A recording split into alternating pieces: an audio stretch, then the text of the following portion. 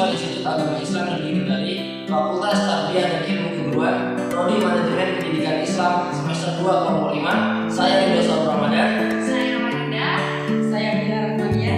Dan saya Rifana.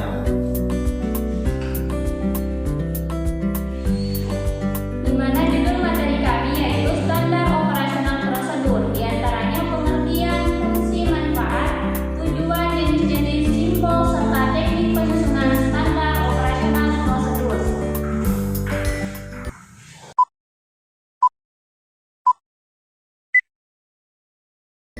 Pengertian standar operasional prosedur.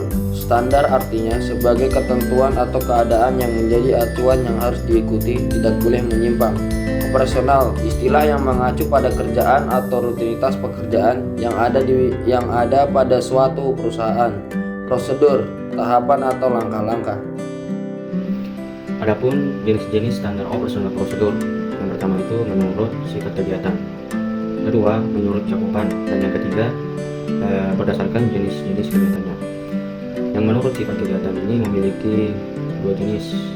Yang pertama standar operasional prosedur teknis dan administratif. Teknis yaitu standar operasional prosedur teknis yang merupakan suatu prosedur standar yang sebagai rinci dari kegiatan yang dilakukan. Contohnya sarana dan prasarana, keuangan, kearsipan, dan dokumentasi.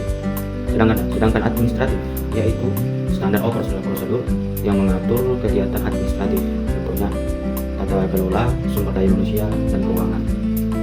Yang kedua, menurut cakupan. Menurut cakupan yaitu sama halnya memiliki dua jenis juga. Yang pertama, standar operasional prosedur makro dan mikro. Standar operasional prosedur makro yaitu yang mengatur kegiatan secara keseluruhan. Sedangkan mikro yaitu yang mengatur kegiatan secara detail dan spesifik. Dan adapun yang ketiga atau yang terakhir itu berdasarkan jenis-jenis kegiatannya, yang sama halnya dikategorikan dua jenis. Pertama itu standar operasional prosedur generik dan spesifik.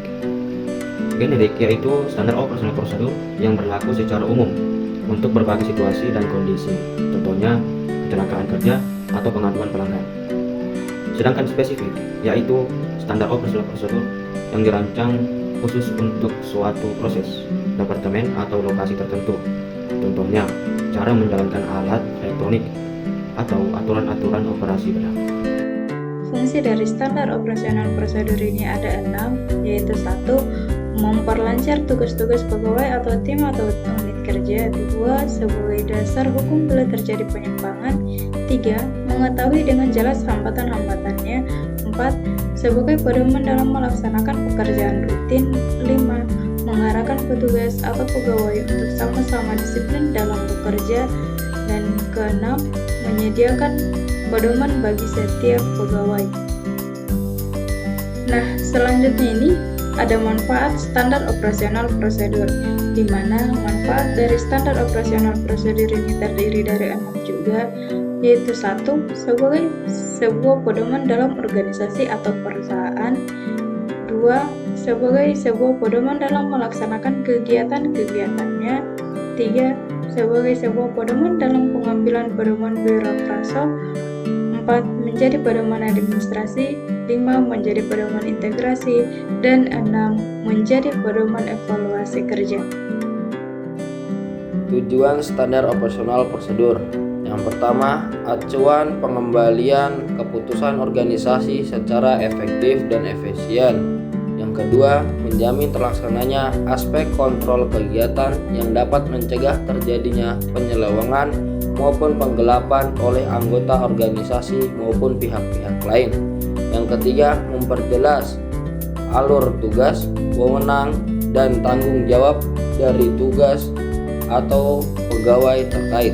Yang keempat, sebagai acuan dalam pelaksanaan kegiatan tertentu bagi sesama pekerja dan supervisor. Yang kelima, untuk menghindari kegagalan atau kesalahan, dengan demikian menghindari dan mengurangi konflik. saya akan membahas mengenai teknik penyusunan standar operasional prosedur. Di antaranya yaitu teknik naratif. Teknik naratif adalah teknik yang menggunakan kekuatan narasi dan penjelasan dengan kalimat dan istilah yang lazim digunakan dalam sebuah organisasi, di mana untuk menjelaskan langkah kegiatan dalam sebuah organisasi baik terkait dengan kegiatan operasional maupun administrasi. Yang kedua yaitu teknik flowchart. Teknik flowchart ini digunakan menggunakan simbol yang khas, di mana setiap simbol mempresentasikan makna tertentu dari kegiatan atau keputusan hingga penyimpanan dokumen. Adapun yang terakhir yaitu teknik gabungan, di mana teknik gabungan ini merupakan gabungan atau kombinasi dari kedua teknik sebelumnya. Tujuan dari teknik ini adalah untuk menyajikan standar operasional yang dapat dipahami semua instansi yang terlibat maupun yang berkepentingan. Materi terakhir yaitu simbol-simbol yang terdapat dalam standar operasional prosedur. Di antaranya terminator. Terminator adalah simbol yang menunjukkan awal dan akhir dari suatu proses. Yang kedua yaitu simbol proses. Nah, simbol proses adalah simbol yang menunjukkan kegiatan yang sedang dilakukan atau diproses oleh komputer.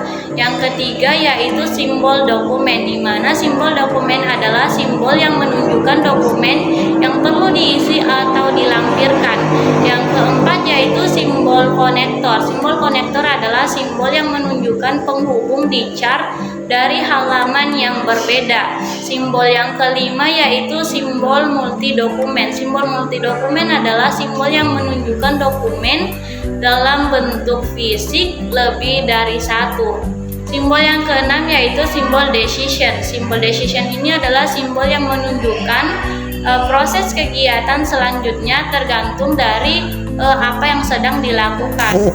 Yang ketujuh yaitu simbol input dan output. Simbol input dan output adalah simbol yang menunjukkan proses input atau output data. Dan yang terakhir yaitu simbol arrow. Simbol arrow adalah simbol yang menunjukkan arah aliran suatu proses. Itulah tadi pemaparan materi kelompok kami. Kurang dan lebihnya mohon dimaafkan. Wassalamualaikum warahmatullahi wabarakatuh.